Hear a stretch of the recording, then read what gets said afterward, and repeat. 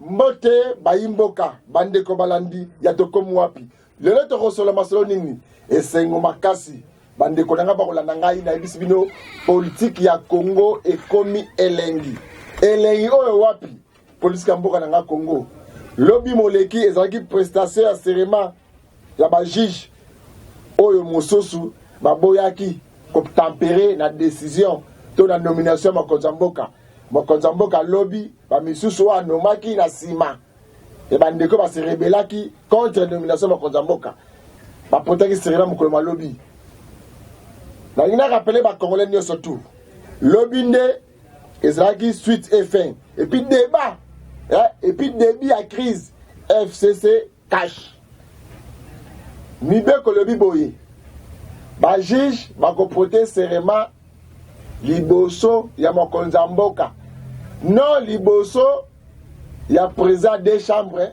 na mokonzi mboka non liboso ba généraux ba lobby ba ko prêter serment liboso ya mokonzi mboka et puis mokonzi mboka ko zaka acte nenga le ba lobby iyo na ndimi bino etikali bongo donc discussion ezali lisusu te lobby omoni bana mboka ba créer na palais du peuple bande konanga ba députés nationaux na ba sénateurs bon c'est la confusion te wana ezali palais du peuple baye ba vota ki bino nde bazala ki wana bakendaki ko remplacer bino parce que place ba pesa bino et pesa ki mo muke milinga ba ko comprendre te que bon komi ba homme d'état bolongwe ba homme ba parti politique ba komi ba homme d'état mais et précieux zaka comme si na mboka na biso ba parti politique eza kati ya bato ba congolais il faut de matisaka débat bon la biso que vous avez maturité et zokola na mitu na bino ba homme d'état ba député nationaux na ba sénateur lobby bo pesa ki ba na Congo oyo baza mwa muke évoluer soni bo ki bango soni mingi parce que ezaki manifestation na bino il faut ya bokoma surtout bino ba kelimi beko bo constater live buka mona buka kukila bo mona makambo esalama ki wana bino ba député nationaux boya kite pona nini oh, hors des partis politiques nini wala za makamba mboka te eza makamba parti politique te qui a donné l'ordre eza constitution le bibongo ba reporter seulement devant mokonzi mboka nani ake ko telemela makambo wana bino ka bakelimi beko les seuls boko pesa na biso peuple congolais to éviter bande ko nanga yana baki politique comme elengi kulutu na biso honorable Eli Afuna papa nanga ingele photo yo obane ko sensibiliser ba jeune a pour un vrai changement ya mboka oyo Congo kene liboso ba congolais bo telema moto mboka oyo Congo eza akoko na eto akatene ba tikla yango Congo eza village à mototé ba congolais nyonso ba kene liboso changement mais kaka yo kulutu ingele photo ba komi ko pesa yo mukanda otanga na kombo ya FCC Paul Bake bino makambo kusala ma oyo boboyi yango bo ndeko kulutu o trahir bitumba o trahir combat de ba jani nyoso yo maki na changement tango ko sa déclaration na mba ko déclaration bazali pour ne pesa ki yango bangote ba ko le FCC bazali yo za kunate ba pesa pas si soka touche ya ko zingole photo soni bozo sa biso bana Congo mais bandeko na ngai lobby ezlaki combat ya Ali et Foreman via Kinshasa suite et fin saison 2 bon moni makambeleke lobby na palais du peuple suite et fin donc débat et sili prestation serment et salami donc moi bimaki butu pe kontaki donc discussion pour wana et sili abu pia toye sikoyo na bandeko na biso mususu oyo nzoto za kalibanda na miteme za na mboka Congo Fondation Zoé ezali fondation ya mama na biso oyo ya fandaka ataka ndenge Congo ko tambola Congo misala malonge zate Congo makambo nyonso eza mbilinga eko sima malamu te mama na ataka ndenge bana Congo ba souffraka ba orphelin ba handicapé ba fazer alibité il faut na moi quelque chose pour la classe moyenne oyo ya bandeko na biso baza ba difficulté à vivre difficulté à tambola difficulté à lia difficulté à tanga Fondation Zoé ezali bongo na commune ya Matete na banunu. So comme na banunu arrive avec na banunu na pont wana. Au moins au côté à Matete, au comment na immeuble moko zawana. Il y a 3 niveaux. Bah comment fondation Zoé, bah tena photo à mama wana. La lingi botra quelques réalisations. Il y a fondation Zoé, bongo tokozwa réaction ya yemoko fondatrice ya fondation Zoé. Bona nini pe asalaka fondation wana. Bona na ba réalisation. Biloko oyo fondation Zoé et déjà kosala.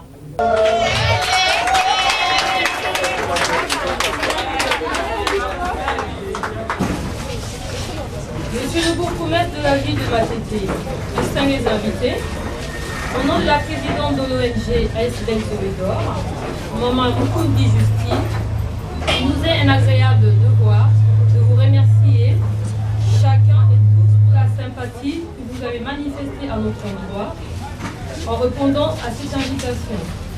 Nous vous en sommes infiniment reconnaissants.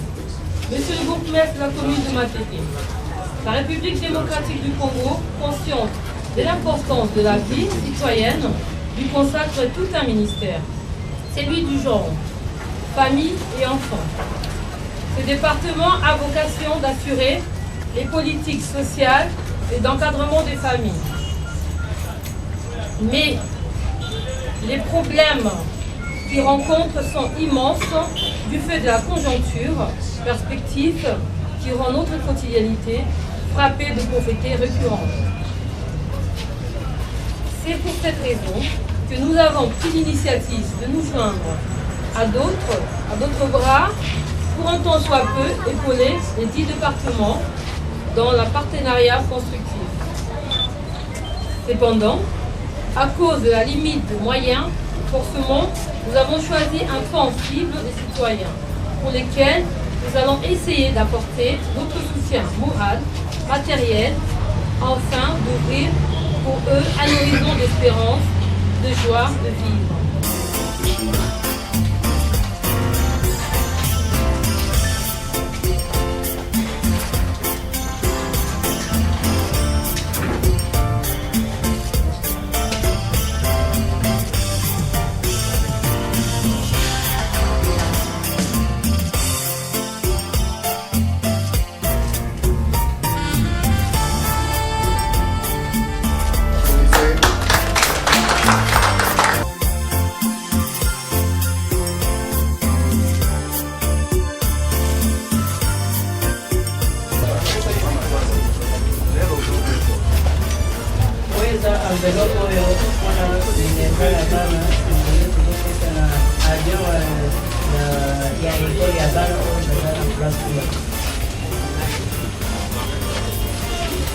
Applaudissements.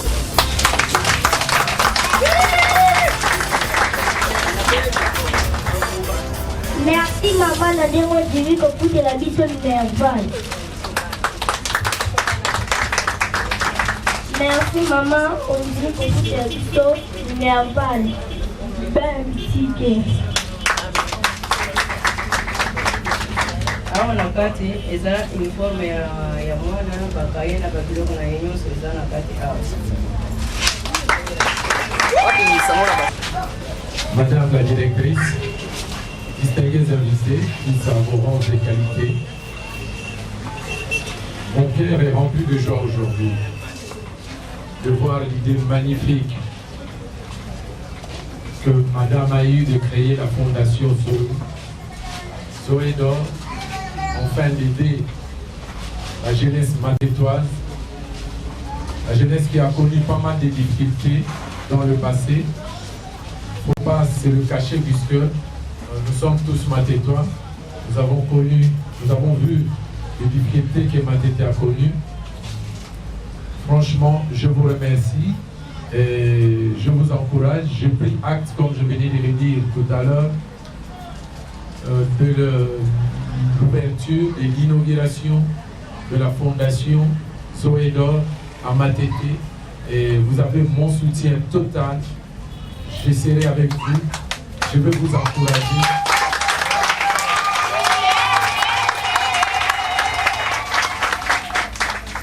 Je veux vous encourager afin que nous puissions ensemble aider cette jeunesse qui est l'avenir du Congo, Il prendra demain notre relève afin que notre beau Congo puisse devenir, comme disait notre chef de l'État, Joseph Kabila Kabange, un pays émergent. C'est avec eux qu'on va développer ensemble ces pays. Okay. Merci et sincèrement.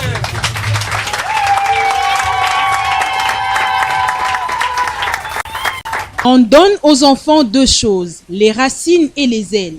Cette sagesse juive inscrite sur le mur est une idéale pour la Fondation Zoé d'Or qui encadre près de 50 enfants en leur apportant de l'aide à la scolarité et à d'autres besoins. Chants, récitations et cris de joie ont été exécutés par ces enfants pour marquer cette journée festive. Au nom de tous les collègues, l'élève Ngandou Ngandou de la 3e année primaire a lu le message de vœux dans lequel il exprime leur gratitude à maman Justine Mukundi, fondatrice de Zoé d'Or, mais aussi il lance ce cri d'alarme. On a besoin de sponsors, des gens qui nous aident, parce que là on a commencé à Matete, on ne voudrait pas rester à Matete. On voudrait aller, pourquoi pas dans tout le Congo. La guerre à Goma, ces enfants ils ont besoin d'être scolarisés, ils ont besoin de soutien, ils ont besoin d'être nourris. Donc avec un soutien, on attend de tout le monde quelque chose, on pourra faire des miracles on va dire pour ces enfants. Les enfants ont ensuite poursuivi avec les chants pour appeler le Père Noël. Celui-ci ne tardera pas à venir. Sourire aux lèvres, la vice-présidente de l'ONG Zoé d'Or, Rachel Kabaya, déguisée en Père Noël, a procédé à la distribution de cadeaux. Aucun enfant n'est oublié. Il s'ensuivra le repas, mais avant tout la prière, signe de valeur morale et chrétienne que la Fondation inculque à ses enfants. La fondatrice de l'ONG circonscrit la manifestation. Fondation Zoé d'Or, notre mission c'est d'encadrer les enfants, les femmes veuves, les jeunes filles mères. La cérémonie d'aujourd'hui, c'est Noël pour les enfants, puisque le 25 c'est la fête de la famille. C'est pourquoi aujourd'hui je me suis réunie avec tous mes enfants pour fêter la fête de Noël et donner les petits cadeaux pour tous les enfants et manger ensemble. De telles œuvres caritatives méritent d'être soutenues. Je demande à tout le monde qui ont les moyens de venir me soutenir pour les enfants. Normalement, moi-même, je suis orpheline de père depuis 7 ans. Je ne connais pas mon père. C'est pourquoi j'ai pensé que ce que mon grand frère a fait pour moi, et je vais faire pour les enfants. Et les gens qui ont l'argent peuvent nous aider. Agissant en fonction du contexte et des besoins, la Fondation Zoé d'Or prend en charge les veuves et les orphelins, les filles mères ainsi que les personnes de 3e âge.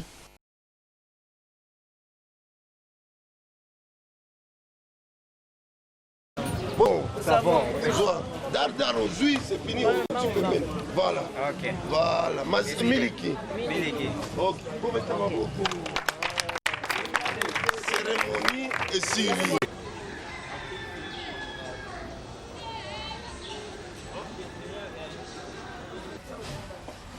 Bomani Kamangambe. Ezali munene mingi. Isika nyonso kokende. Bandeko. Eh, ukujata kuluba bakam. Uyeda makuta bukusali bo. Eza na bis, eza na wenzi. Na nzela ozotambola makolo. Okukuta liloba na Nzambe ezali. Amen. Amen. Yango nayebisaka bino mikolo nyonso nalobi bozala na bolingo kati na bino. Bolingana mingi. Ba mama bazali bato yawa te. Na bato ya komine musika na Matete. Sala ndenge babie. Kala bino awa. Zali kambo ya kukambo. Moni lonso ezali. Nako ezali. Ezali. Spaghetti peye ezali. Nyonso ezali biloko ya kitoko ya kolisa nzoto. Tango bokolia biloko wana bino nyonso bokoma ndebongi bongi.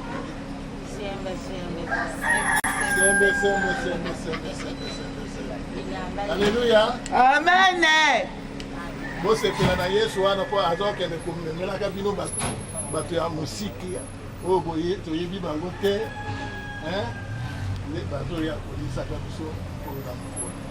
Amen, hein? Amen. Maboko. Belolo bokonda lopini kambo ya sema belolo. Odotika na maboko na Yesu asala ya koleka. Na mebali na bana na libota Yesu apambula. Mosala etambula makamoso etambula na kombo na Yesu. Loba Yesu kanye Yesu asala na bido ya koleka. Bobeta maboko belolo.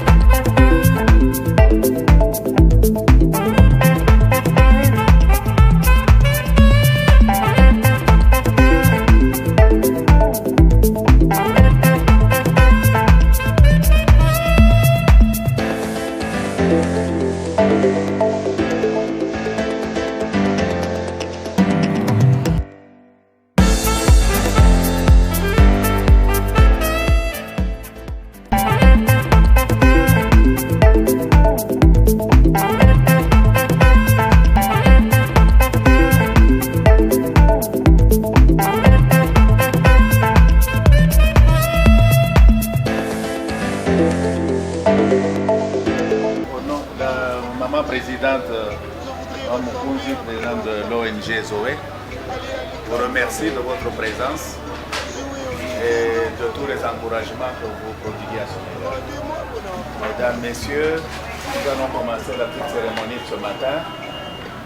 D'abord par le petit mot de circonstance qui sera lu par la vice-présidente et ensuite ça suivra la remise des fournitures scolaires de façon à encourager nos enfants à bien entamer l'année scolaire 2013-2014. Monsieur, distingués partenaires, en leurs qualités respectives, la présidente de la SBEL Zoé-Dor, Maman Justine Bukundi, vous remercie et vous rend hommage à votre présence qui réconforte l'initiative de l'ONG Zoé-Dor. La présidente vous prie de comprendre que ces jours, ce n'est pas une occasion de fête, sinon une courte manifestation de remise de fournitures scolaires à nos enfants encadrés afin de marquer un coup d'envoi pour l'année scolaire 2013-2014. À nos chers enfants, la présidente Maman Justine vous encourage à persévérer dans l'effort de l'apprentissage scolaire, seul chemin vers la réussite de la vie. À votre formation, l'ONG Zoé-Dor va consacrer toutes ses forces et moyens tant que Dieu le permettra. Merci à tous de votre réconfort.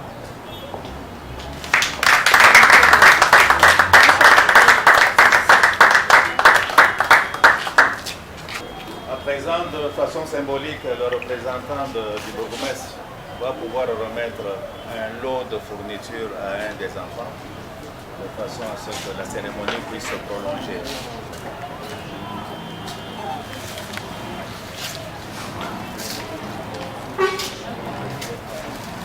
Appelez un enfant. Vous appelez un enfant, vous voyez.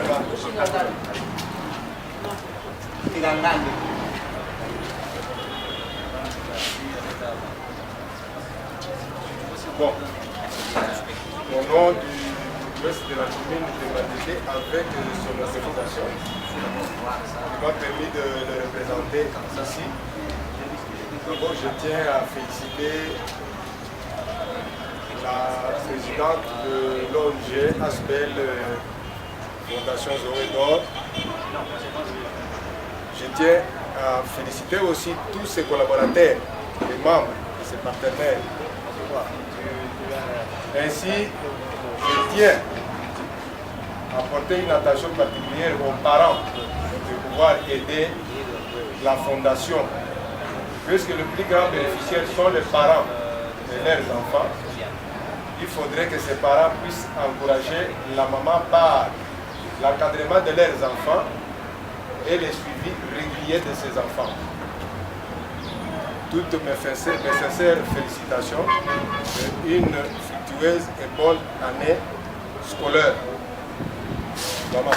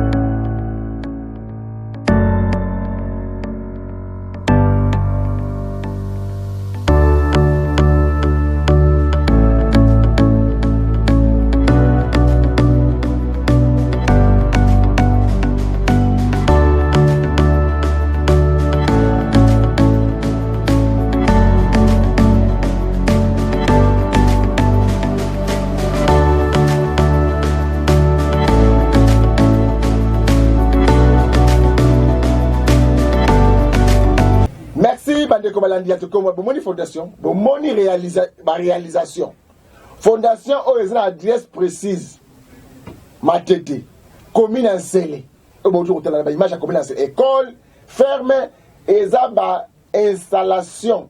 Oyo, fondation Zoé Somba, baluwakate, bazaba locataire te, makanisi ya mutu, ya mama na biso, abenge mama ya ba mama ya batu, mama tonda boboto. Bomoni makanisi oh mama oh ya sali na tunie mituna yo misolo oyo okoko zombongo to sata ba flat hotel na yo ba niya musuba mesa ba uta kamikila poto aya atongi flat aya atongi mo izini na yemo bo aya wa aya ko sala bis donc awe za de comme si place à défoulement da aya ko se défouler na ye awa na Congo Kinshasa na Afrique ne ba yaka wa ba so yo ba na poti ba na moni ngai ne na yawa na poto kuna je suis bien donc awa o te ko so le kawa etali ngate la kufuna ngali ka kuna obula ka chama tapote ko balelo mais maman o atali bongote atali souci ya peuple congolais nengo to souffler ba fazer ba fille mère makambo le kambo ya biso Congo azuma kanisi ya kote ba site ni balé na commune Matete na commune Sele kotonga biloko bomoni wana bolanda sikoyo ye moko maman tonda boboto maman na biso fondatrice ya fondation Zoé nenga koloba asolo la bino ba Congo bon comprendre la vision na ye et puis bo senga na ye na magazine to comme wapi na koleka na ye eza nini to ba yo komona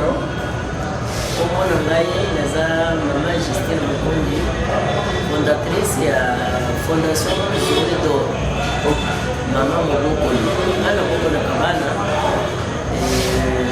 bana bitike na ba mama ve ba oyo soki naza na moyen nasungi bango na mboke naza. Ok, on va tout le monde l'image par réalisation. École, ferme, la commune ici. Tout le monde a la fondation de Soussou, l'école de Soussou.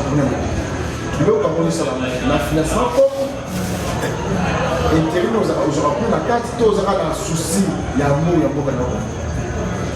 ngai soki nazosala biloko oyo eza kaka susi ya moko na biso nazotala ndenge nini bana na biso bazokona sikoyo eza ndenge biso tokonaki te financement ya babiloko nyonso na kati ya baimage tokomona ebandeli ya zongo tozalaki awa na batante mais nyonso oyo nazosala kaka na mwa moyen propre na ngai nanu nazota financement moko te nazosalaka ngambo moko soki nazwi mwa mbongo nasali sekokwa bomoni niveau oyo nakomi na bamisala nyonso soki ekozalaki bato oyo ya motema malamu balingi kosunga ngai po mojo oyo ngai naza nango esila kosunga ngai naza disponible biro na ngai eza na pont matete en face ya tinel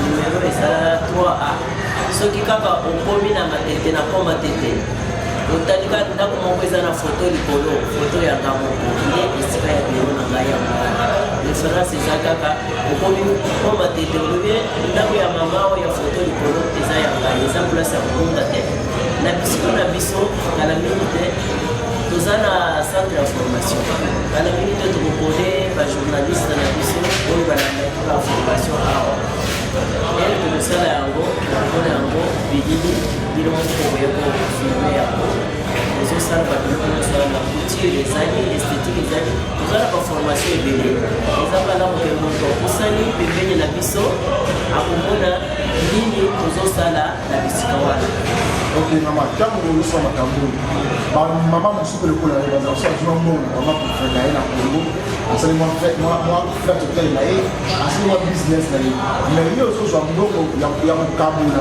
mwa moke na ye okabola baye oyo bazala bana betike yango totoyeba mama motema nini kusaka yo konosa bati wana mpona bato bazala ntina po bakokozwala soki ngai nazosala babiloko oyo eza nzela yanga moko ngai mpe nazolofele lokola bana wana nayebi nini bato bazomona ngai lelo ndenge nazango mais esika nauti bango bayebi te pourkui ngai nazomona keno ngai ata nakomi boye ifo natala mpe bato mosusu oyo nakomi mpe kobimisa bazala lokola bato ngai naza olofele lokola bana nyonso namonaki lokola bato nyonso bazokola sikoyo nazotalake na moke oyo ngai nazwaka nayebi te nzambe nde asalaka biloko wana nzambe place azali nakomona ye wapi monaki nde koremercie na remercie te nzambe merci mais moke apesi ngai nakaboli na banivo baza na pasi po